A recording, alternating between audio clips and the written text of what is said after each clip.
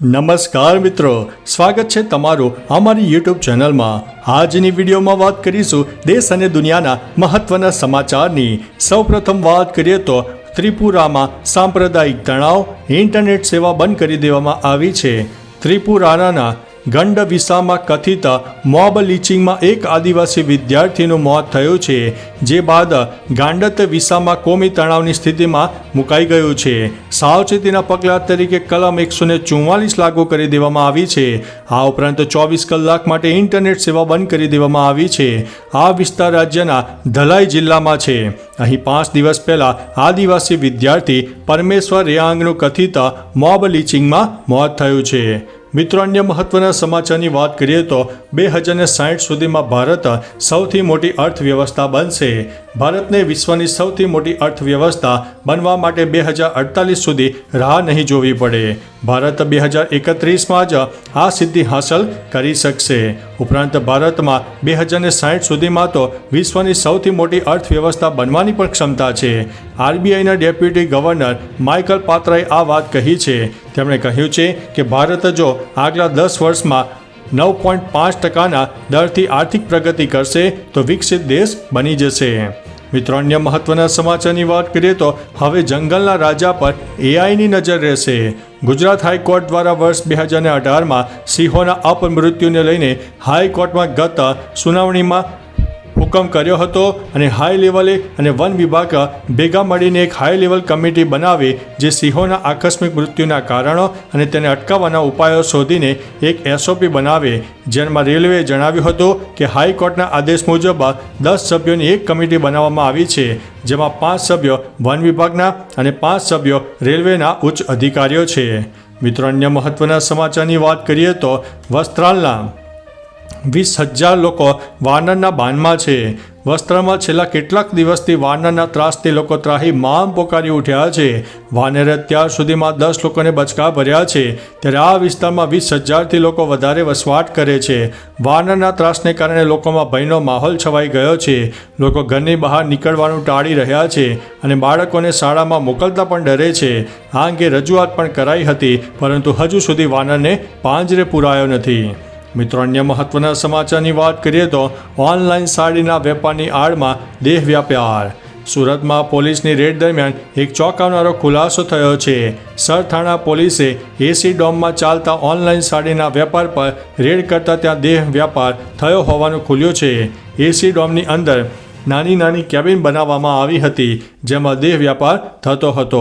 ડોમના માલિક દિનેશ હરખાણી અને ડોમના સંચાલક ભાવેશ સાકરિયા ઘટના સ્થળેથી ફરાર થઈ ગયા છે।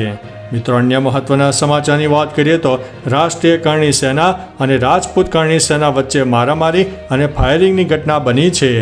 જયપુરમાં રાષ્ટ્રીય કરણી સેનાના અધ્યક્ષ શિવસિંહ શેખાવત અને શ્રી રાજપૂત કરણી સેનાના અધ્યક્ષ મહિપાલસિંહ મકરાણા વચ્ચે મારામારી અને ફાયરિંગની ઘટના બની હતી।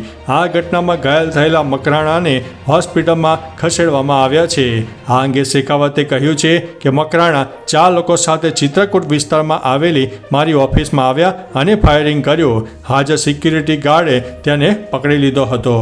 મિત્રો, અન્ય મહત્વના સમાચારની વાત કરીએ તો કચરામાંથી મળ્યા છે આધાર કાર્ડ, તંત્ર થયું છે દોડતું। બોટાદના શક્તિપરા વિસ્તારમાં મોટી સંખ્યામાં ઓરિજિનલ આધાર કાર્ડ અને બેંક પાસબુકનો જથ્થો કચરામાંથી મળી આવ્યો છે।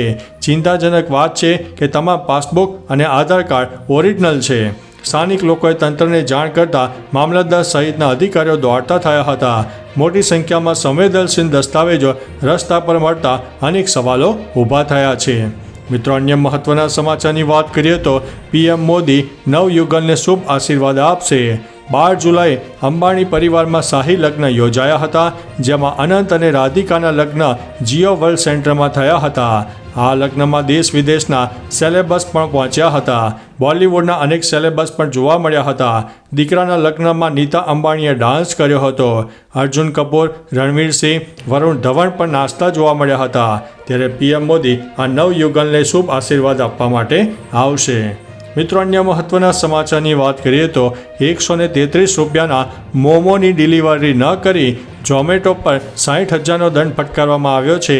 કર્ણાટકના ધારવાડમાં ગ્રાહક સુરક્ષા આયોગે ઝોમેટોને 60,000 રૂપિયા ચૂકવવાનો આદેશ કર્યો છે। શીતલે ઝોમેટો પર 133 રૂપિયાના મોમોનો ઓર્ડર આપ્યો હતો. તેને મોમોઝ ન મળ્યા, પરંતુ ડિલિવરી થઈ ગયાનો મેસેજ મળી ગયો. મેસેજ મળ્યો હતો તો રેસ્ટોરન્ટ અને ઝોમેટો તરફથી કોઈ સંતોષકારક જવાબ ન મળતા તેણે ગ્રાહક સુરક્ષામાં ફરિયાદ કરી છે. મિત્રો, અન્ય મહત્વના સમાચારની વાત કરીએ તો કેનેડા પીઆરના નામે કરોડોની ઠગી. કોઈ પણ પ્રકારે કેનેડા જવા માગતા લોકો વધી રહ્યા છે, તેમ કેનેડાના નામે છેતરપિંડી પણ વધી રહી છે.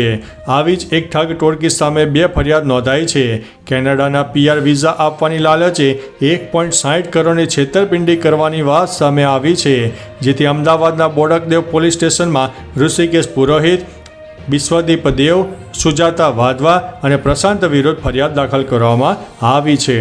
મિત્રો, અન્ય મહત્વના સમાચારની વાત કરીએ તો મુકેશ અંબાણીએ લાડલાના લગ્નમાં મહેમાનોને આવકાર્યા હતા. 12 જુલાઈએ ઉદ્યોગપતિ મુકેશ અંબાણીના લાડલા અનંત અંબાણીના લગ્ન મુંબઈમાં જીઓ વર્લ્ડ સેન્ટર ખાતે યોજાયા હતા. અહીં દેશ અને વિદેશના મહેમાનો પધાર્યા હતા.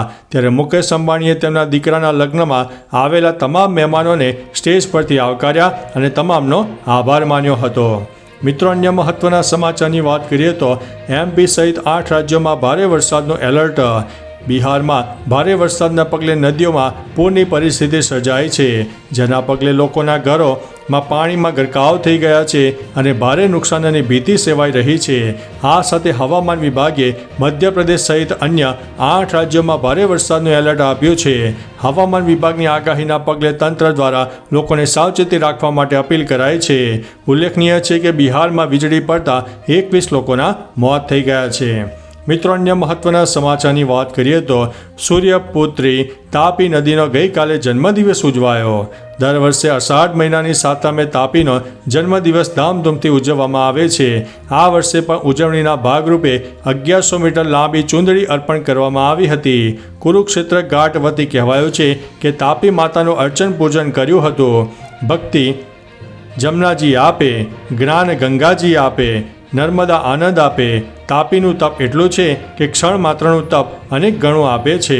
હોડીમાં બેસીને પૂજા અર્ચના સહિતના તહેવારની ઉજવણી કરવામાં આવી ગઈ હતી. મિત્રો, અન્ય મહત્વના સમાચારની વાત કરીએ તો એલર્ટ થઈ જાઓ. વોટરફોલની મજા માણી રહ્યા હતા કે એકદમ વધી ગયો પાણીનો પ્રવાહ. બિહારના રોહતાસ જિલ્લામાં વોટરફોલ જોવા ગયેલા લોકો પાણીમાં ફસાઈ ગયા હોવાની ઘટના સામે આવી છે. આ અંગેની જાણ નજીકમાં હાજર વન વિભાગની ટીમને જાણ થતાં તેઓ તાત્કાલિક ઘટના સ્થળે પહોંચી ગયા હતા અને રેસ્ક્યુ શરૂ કર્યું હતું. ફોરેસ્ટ ટીમે ખૂબ જ સમજદારીપૂર્વક દોરડાની મદદથી પાણીમાં ફસાયેલા લોકોને બહાર કાઢ્યા હતા. સમગ્ર ઘટનાનો વિડીયો સોશિયલ મીડિયામાં વાયરલ થઈ રહ્યો છે. મિત્રો, અન્ય મહત્વના સમાચારની વાત કરીએ તો એન્ટિલિયા પહોંચી રાધિકા, સ્વાગત કરાયું છે. જીઓ વર્લ્ડ સેન્ટરમાં લગ્ન બાદ રાધિકા અનંત સાથે પહેલીવાર એન્ટિલિયા પહોંચી, જ્યાં તેનું ભવ્ય સ્વાગત કરવામાં આવ્યું. અનંત રાધિકા પર પુષ્પવર્ષા કરવામાં આવી. શ્લોકા અંબાણીએ તિલક લગાવીને બંનેનું ઘરમાં સ્વાગત કર્યું. શનિવારે શુભ આશીર્વાદ કાર્યક્રમમાં વિશેષ મહેમાનો માટે ભોજન સમારંભનું આયોજન હતું. પીએમ નરેન્દ્રભાઈ મોદી પણ આમાં ભાગ લઈ શકે તેવું અનુમાન હતું. તમને જણાવી દઈએ કે લગ્નમાં 2000થી વધુ હસ્તીઓ અને નેતાઓએ હાજરી આપી હતી. મિત્રો, અન્ય મહત્વના સમાચારની વાત કરીએ તો સુરતની લાજપોર જેલના કેદીઓ માટે સરકારની મોટી ભેટ. સુરતની લાજપોર જેલમાં શિક્ષણનો માહોલ બનાવવાનો પ્રયાસ હાથ ધરવામાં આવી રહ્યો છે. જેલમાં એક મિની શાળા શરૂ કરવામાં આવી છે, જેમાં હાલ 130 જેટલા કેદીઓ શિક્ષણ લઈ શકે તેવી શાળા શરૂ કરાઈ છે. હર્ષ સંઘવીએ જેલમાં સ્કૂલ બની કેદીઓ ભણે અને તેને લઈને આ પહેલ કરી છે. ગૃહમંત્રીએ જેલના રત્ન કલાકારો સાથે પણ મુલાકાત કરી અને ચર્ચા પણ કરી હતી. આ શાળા એક ખાનગી કંપનીના સહયોગથી બનાવવામાં આવી છે. તો ચાલો મિત્રો, ફરીથી દેશ અને દુનિયાના સુપરફાસ્ટ સમાચાર લઈને મળતા રહીશો. ત્યાં સુધી અમને રજા આપશો. નમસ્તે.